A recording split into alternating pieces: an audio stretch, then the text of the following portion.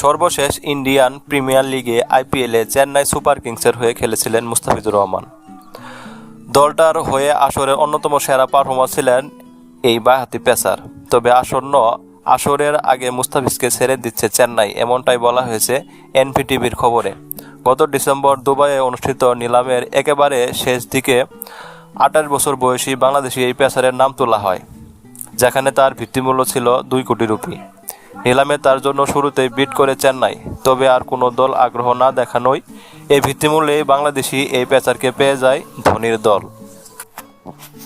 চেন্নাইয়ের হয়ে অভিষেক আসর খেলতে নেমে দারুণ ফর্মে ছিলেন ফিজ। 9 ম্যাচে 14টি উইকেট নিয়ে আসর সারা সময়ও যৌথভাবে সর্বোচ্চ উইকেট শিকারীর আসনটা ধরে রেখেছিলেন তিনি। তবে আসন্ন আসরের আর তাকে ধরে রাখছে না চেন্নাই।